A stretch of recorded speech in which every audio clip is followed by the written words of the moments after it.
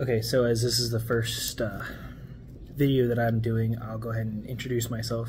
My name's Chris. I've been practicing in the Norse faith for roughly 5 years now, and a couple of the people that I work with have requested that I do a couple of videos to explain different portions of our religion.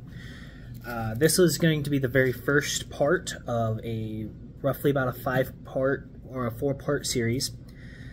We're going to discuss the runes in this one. Part 2, 3, and 4 will all discuss the different families of runes. There are 3 families called Aets. But as this is part 1, we'll go over the introduction to the runes, for lack of a better term. So we'll discuss the precedence of the runes in Norse paganism, and we'll also discuss the runes themselves as a generalization. So runes have several meanings here. So we use them for written language, we use them in symbolism, and also in divination and other magical means. So when we're talking about divination, we mean actually trying to divine the future. Understand that divining the future is not a perfect process, because the future is ever-changing in specific facets. I will discuss the idea of divination at a later point in a different series, but understand that while the Norns do weave the fate, we decide our own actions that determine the way that fate is woven. If that makes any sense to, yes, there is your own free will. There's also a partially preordained happenstance that could be both whether the weather changes based off of obviously specific seasons, or a tornado, or a particular circumstance coming into your life.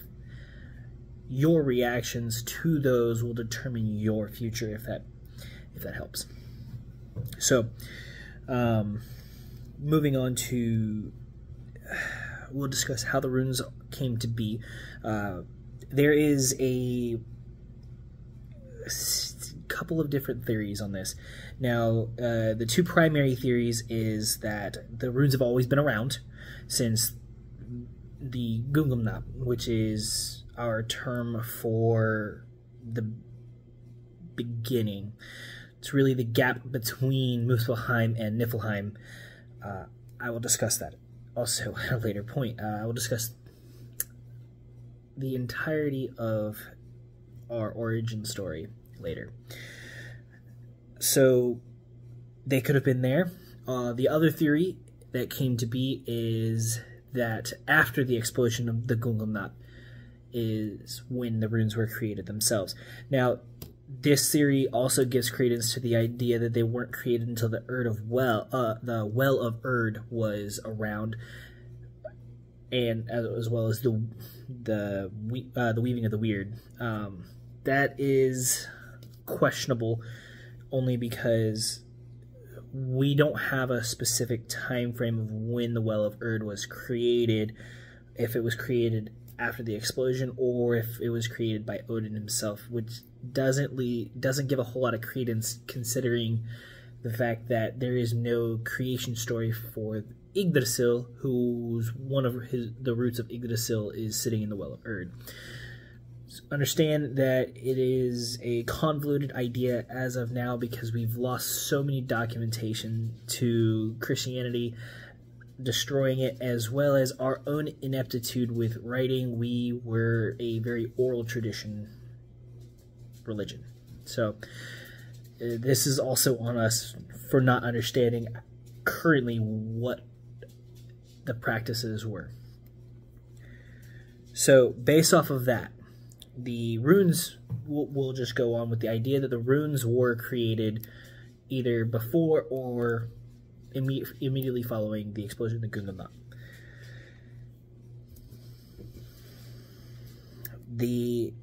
Because of the fact that they are directly within the weaving of the weird, they have a better connection to the aether itself. So you can find this idea in the fact that both the Norns and the Well of Erd are the two primary locations which you'll find the runes themselves in the stories. In the stories that we actually have, this is where they were talked about and being located. With that being said, because of this connection to the actual magic, the aether, that is one of the old names that we used to use for it, we have determined that the runes were not a very widely known aspect. Freya was the only one prior to Odin that had any connection with the runes that we know of. Though that does lead credence to the idea that Freyr, or Frey, also has connection to the runes themselves prior to Odin, because of the fact that Freya and Freyr are both, they are brother and sister, and they are very, very closely connected when we talk about magic. So, to achieve getting the runes, Odin begged the Norns and begged Freya to teach him, and Freya refused. Eventually, after much process, Freya agreed to tell him where she found them, which was the Norns. When he went to the Norns and begged them, they said he was not worthy. So, in response to this, Odin made sacrifices to the Well of Erd, and nothing worked. He was still considered unworthy, so he determined that the only way for him to become worthy was to sacrifice himself, the greatest offering to the Well of Erd and to the Norns to determine that he was worthy enough to wield the runes was to sacrifice himself. Therefore, he hung himself from the tree of Yggdrasil, from the branches, and would stabbed himself. He stabbed himself with a spear. Now, this is before, most likely, this comes before he had Gungnir, which is a different story that's related to Loki and his conniving. He got 3 items from a group of dwarves. Gungnir is one of them. This is more than likely before Loki got Gungnir. With that being said, he still killed himself. Almost. He floated on the edge of death for 9 days, and towards the end of the 9th day, he started to see the runes, because the Norns and the Well of Erd had determined him now worthy. And with that being said, the weaving of the weird wove itself into him, and he started to understand the runes. He started to see them before where he could not. And now that he sees and understands them, he would later go on to give some humans who would be called rune masters the runes themselves as well. So that is how they spread to us, to humanity. Obviously, there's historical data showing that written language had evolved from hieroglyphs to runes or symbolisms similar to runes in Egypt, and they spread up north. But we're also looking at the fact that our runes are not like the runes that came out of Egypt or out of the Middle Eastern areas. So yes, Latin took a lot of stuff from us. It is questionable whether the origination of runes came from Egypt and spread to us. I mean, the time frame kind of aligns, but whether they actually did is questionable, because again, trading, possibly. It is possible, but unlikely. It is unlikely that we took the runes from Egypt. Personally, I think that. It does not mean that it is not the case. It is, again, documentation. Things are lost in translation.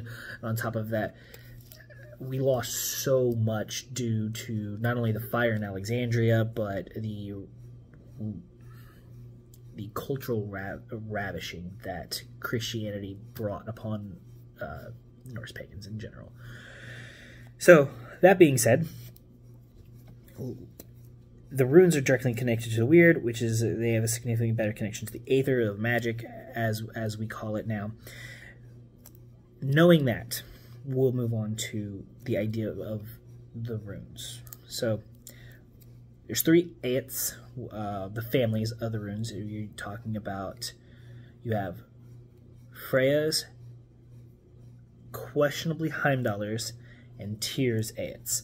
So, it's Hagal's Aet is the second Aet, and many historians and many of Norse pagan historians have equated Haget's Aet to mean Heimdallr's Aet, which is a significant possibility. Also, I apologize if I am butchering some of these words. I am not strong in Icelandic yet, and Icelandic is the closest we have language-wise to Old Norse. If I butcher the words, I really do apologize. Don't hold it against me, please.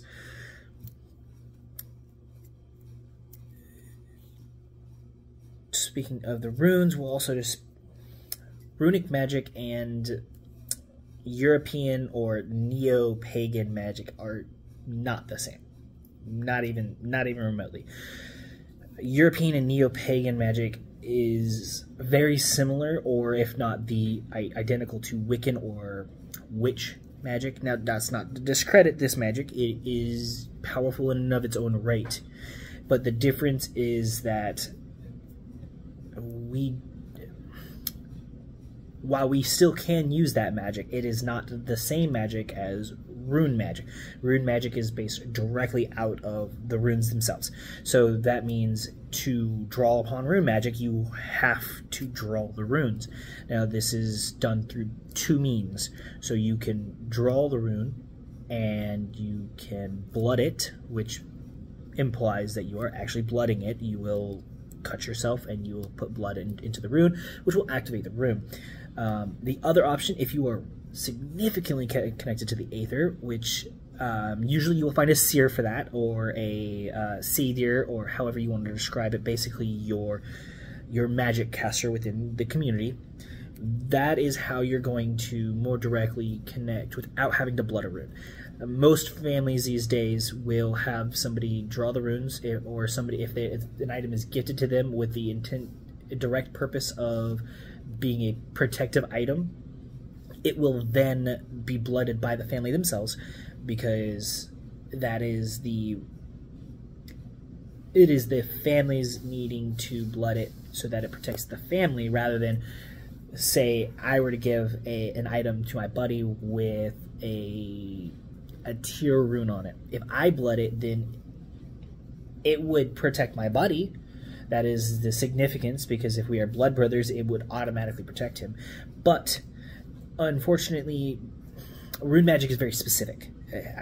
That's what I've come to believe. That's what I've come to understand from reading all the books and getting to know the runes. I'm not the best. I'm not even mediocre, but from what I've understood about the runes, they are very specific.